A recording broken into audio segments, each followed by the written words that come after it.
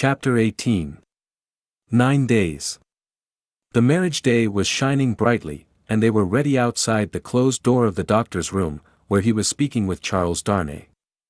They were ready to go to church, the beautiful bride, Mr. Lorry, and Miss Pross, to whom the event, through a gradual process of reconcilement to the inevitable, would have been one of absolute bliss, but for the yet lingering consideration that her brother Solomon should have been the bridegroom, and so, said Mr. Lorry, who could not sufficiently admire the bride, and who had been moving round her to take in every point of her quiet, pretty dress, and so it was for this, my sweet Lucy, that I brought you across the channel, such a baby.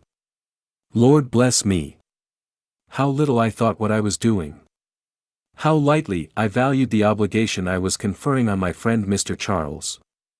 You didn't mean it, remarked the matter-of-fact Miss Pross, and therefore how could you know it? Nonsense! Really? Well, but don't cry, said the gentle Mr. Lorry. I am not crying, said Miss Pross. You are. My Pross. By this time, Mr. Lorry dared to be pleasant with her, on occasion. You were, just now, I saw you do it, and I don't wonder at it. Such a present of plate as you have made, is enough to bring tears into anybody's eyes. There's not a fork or a spoon in the collection, said Miss Pross, that I didn't cry over, last night after the box came, till I couldn't see it. I am highly gratified, said Mr. Lorry, though, upon my honor, I had no intention of rendering those trifling articles of remembrance invisible to any one. Dear me! This is an occasion that makes a man speculate on all he has lost. Dear, dear, dear!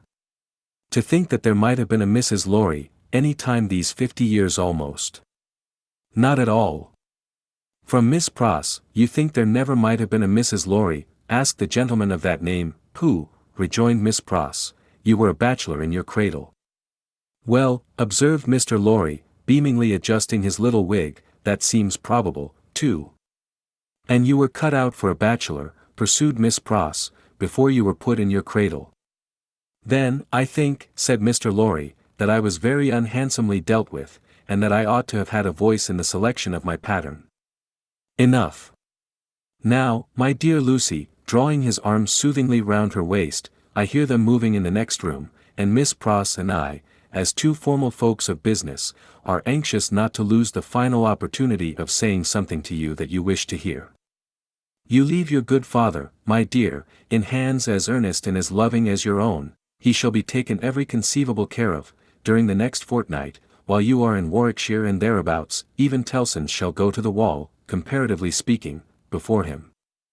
And when, at the fortnight's end, he comes to join you and your beloved husband, on your other fortnight's trip in Wales, you shall say that we have sent him to you in the best health and in the happiest frame. Now, I hear somebody's step coming to the door. Let me kiss my dear girl with an old-fashioned bachelor blessing, before somebody comes to claim his own. For a moment, he held the fair face from him to look at the well-remembered expression on the forehead, and then laid the bright golden hair against his little brown wig, with a genuine tenderness and delicacy which, if such things be old-fashioned, were as old as Adam. The door of the doctor's room opened, and he came out with Charles Darnay. He was so deadly pale, which had not been the case when they went in together, that no vestige of color was to be seen in his face.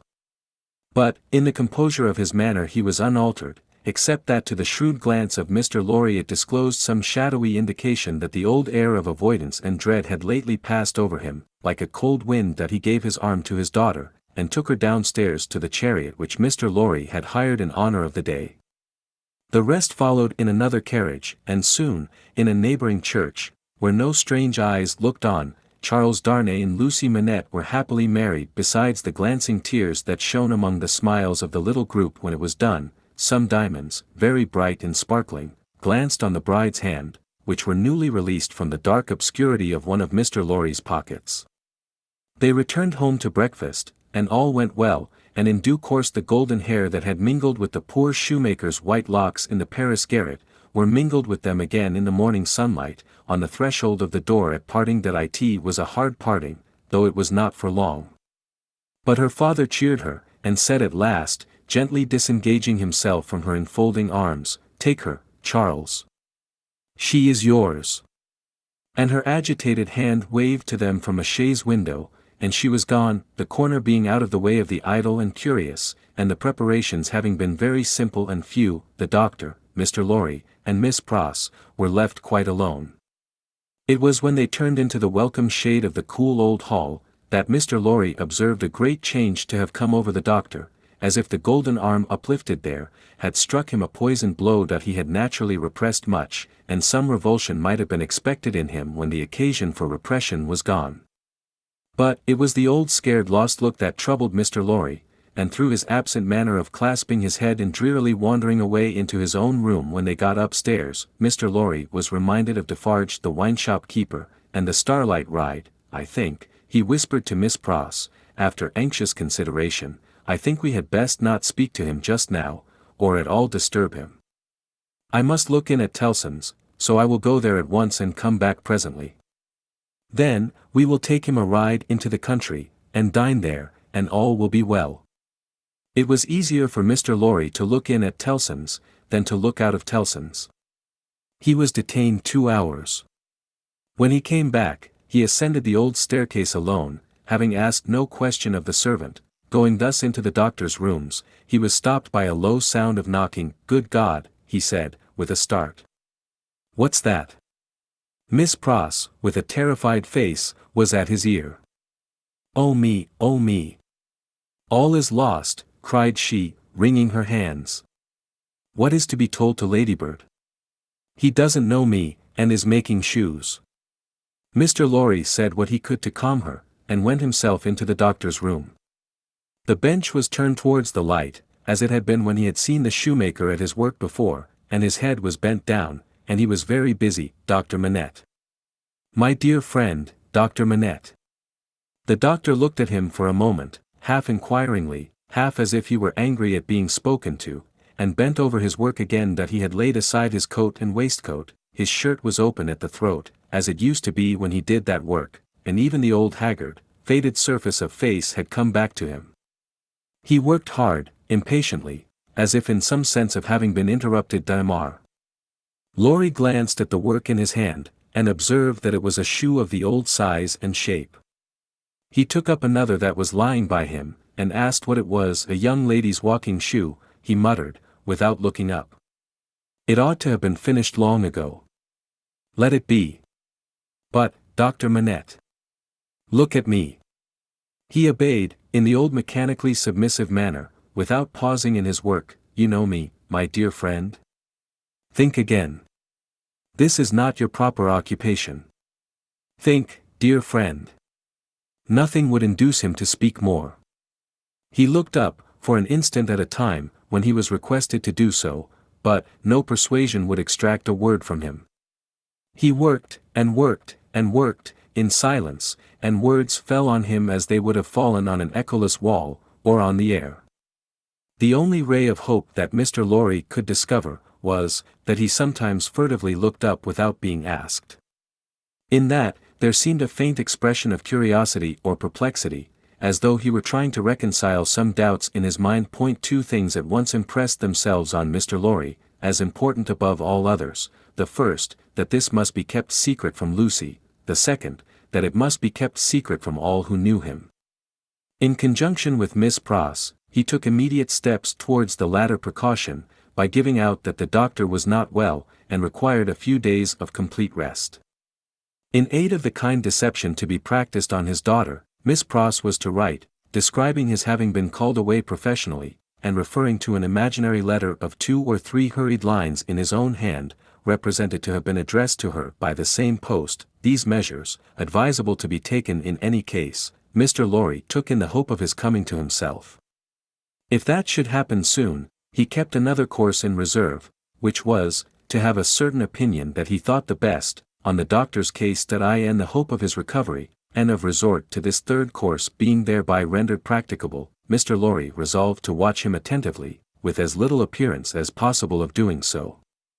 He therefore made arrangements to absent himself from Tellson's for the first time in his life, and took his post by the window in the same room. He was not long in discovering that it was worse than useless to speak to him, since, on being pressed, he became worried. He abandoned that attempt on the first day, and resolved merely to keep himself always before him, as a silent protest against the delusion into which he had fallen, or was falling. He remained, therefore, in his seat near the window, reading and writing, and expressing in as many pleasant and natural ways as he could think of, that it was a free place. Dr. Manette took what was given him to eat and drink, and worked on, that first day, until it was too dark to see, worked on, half an hour after Mr. Lorry could not have seen, for his life, to read or write. When he put his tools aside as useless, until morning, Mr. Lorry rose and said to him, "Will you go out?" He looked down at the floor on either side of him in the old manner, looked up in the old manner, and repeated in the old low voice, "Out?"